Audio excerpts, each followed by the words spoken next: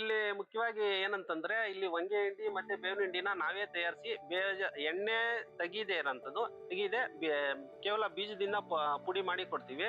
ಪುಡಿ ಮಾಡಿ ಕೊಡೋದ್ರಿಂದ ನೀವೇನು ಕಳಪೆ ಇದು ಬೇವಿನ ಹಿಂಡಿ ಹೊಂಗೆ ಹಿಂಡಿಯಿಂದ ಏನು ಇದಾಗ್ತಿದೋ ಅದೆಲ್ಲ ತೊಂದರೆಗಳನ್ನ ನಿವಾರಣೆ ಆಗುತ್ತೆ. ಅದಾದ್ಮೇಲೆ ಮತ್ತೆ ನಮ್ದು ಕೇವಲ 5ರಿಂದ 6 ಮೂಟೆ ಅಷ್ಟು ಕೊಟ್ರೆ ಸಾಕು. 1 ಎಕರೆಗೆ ನೀವೇನು 15 ಮೂಟೆ 20 ಮೂಟೆ ಕೊಡೋಂತ ಅವಶ್ಯಕತೆ ಇಲ್ಲ. ಯಾಕಂದ್ರೆ ಇದು ಉತ್ತಮವಾಗಿರೋದ್ರಿಂದ ಎಣ್ಣೆ ತೆಗ್ದಿರಲ್ಲ, ಹಂಗೆ ಬೀಜ ಪೌಡರ್ ಮಾಡಿರೋದ್ರಿಂದ ನಿಮ್ಗೆ ಆಮೇಲೆ ಬೆಳೆನೂ ಅಷ್ಟೇ ಚೆನ್ನಾಗಿ ಬರ್ತಾ ಇದೆ ಕಡಿಮೆ ಪ್ರಮಾಣದಲ್ಲಿ. ಅಂತಂದ್ರೆ ನೀವೇನು ಇಷ್ಟು ದಿವಸ ಏನ್ ಕೊಡ್ತಾ ಇದ್ರಲ್ಲ 15-20 ಮೂಟೆ ಅಷ್ಟು ಅವಶ್ಯಕತೆ ಇಲ್ಲ. ಕೇವಲ ಎಕರೆಗೆ 5ರಿಂದ 6 ಮೂಟೆ ಕೊಟ್ರೆ ಸಾಕು, ನಮ್ಗೆ ಒಳ್ಳೆ ಕ್ವಾಲಿಟಿ ಇರೋದ್ರಿಂದ.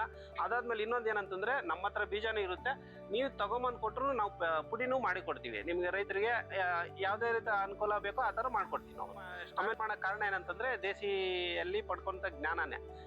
ರೈತರಿಗೆ ಹೋದಾಗ ಏನಾಗ್ತಾ ಇತ್ತು ಅಂದ್ರೆ ಎಲ್ಲಿ ಮೋಸ ಆಗ್ತಾ ಇತ್ತು ಆ ತರ ಆಗ್ಬಾರ್ದು ಅನ್ನೋ ಉದ್ದೇಶಕ್ಕೋಸ್ಕರ ದೇಸಿಗೆ ಸೇರಿದಕ್ಕೋಸ್ಕರ ಆ ಪ್ರೇರಣೆಯಿಂದಾನೇ ನಾನು ಇದನ್ನೆಲ್ಲ ಸ್ಟಾರ್ಟ್ ಮಾಡಿ ಇವಾಗ ರೈತರಿಗೆ ಉತ್ತಮವಾದ ಬೇವಿನ ಹಿಂಡಿ ಮತ್ತೆ ಹೊಂಗೆ ಹಿಂಡಿನ ಕೊಡ್ತಾ ಇದ್ದೀವಿ. ಬಯೋ NPK ಆಗಿರ್ಬೋದು ಅಥವಾ ಬ್ಯಾಮ್ ಆಗಿರ್ಬೋದು, ಟ್ರೈಕೋಡರ್ಮಾ, ಸೂಡೋಮೋನಾಸು, ಇವೆಲ್ಲ ಬ್ಯಾಕ್ಟೀರಿಯಾಗಳು ಏನಿದೆಯಲ್ಲ ಅವೆಲ್ಲಾನು ರೈತರಿಗೆ ಹೆಚ್ಚಿನ ಪ್ರಮಾಣದಲ್ಲಿ ಶಿಫಾರಸ್ ಮಾಡ್ತಾ ಇದೀವಿ. ಅದರಿಂದ ರೈತರು ತುಂಬಾನು ಅನುಕೂಲನೂ ಆಗಿದೆ.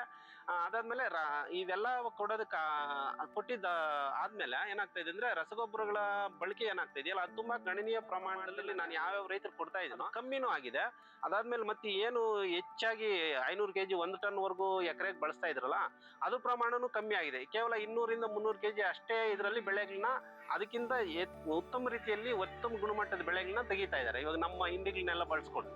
ಸೊ ನೀವು ಅಷ್ಟೇ ನಮ್ಮ ಅಂಗಡಿಯಲ್ಲೇ ತಗೋಬೇಕಂತೇನಿಲ್ಲ. ಇವಾಗ GKVKಯಲ್ಲಿ ಸಿಗುತ್ತೆ ನಿಮಗೆ, ಕನ್ಸಾರ್ಷಿಯ ಅಂತ ಸಿಗುತ್ತೆ, ಮತ್ತೆ IHR ಅಲ್ಲೂ ಸಿಗುತ್ತೆ. ನೀವು ಎಲ್ಲೇ ಹೋಗಿ ಇದನ್ನ ಬ್ಯಾಕ್ಟೀರಿಯಾಗಳು ಏನಿದೆ ಇದನ್ನ ಹೆಚ್ಚಿನ ಪ್ರಮಾಣದಲ್ಲಿ ಬಳಕೆ ಮಾಡೋದ್ರಿಂದ ನಿಮ್ಮ ಭೂಮಿ ಫಲವತ್ತತೆನೂ ಜಾಸ್ತಿ ಆಗುತ್ತೆ.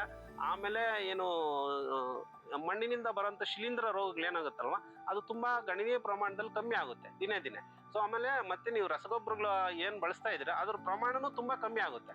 ಸೊ ಅದಕ್ಕೆ ನಾನು ಏನಂತಂದ್ರೆ ನಾನು ರೈತರಿಗೆ ಹೇಳೋದಂತಂದ್ರೆ ನೀವು ಹೆಚ್ಚಿನ ರೀತಿಯಲ್ಲಿ ಈ ಬ್ಯಾಕ್ಟೀರಿಯಾಗಳು ಏನಿದೆಯಾ, ಈ ಕನ್ಸಾರ್ಷಿಯ ಏನಿದೆಯಾ ಇದನ್ನ ಹೆಚ್ಚಿನ ರೀತಿಯಲ್ಲಿ ಬಳಕೆ ಮಾಡ್ಕೊಳ್ರಿ ಅಂತಾನೆ ಹೇಳ್ತೀನಿ.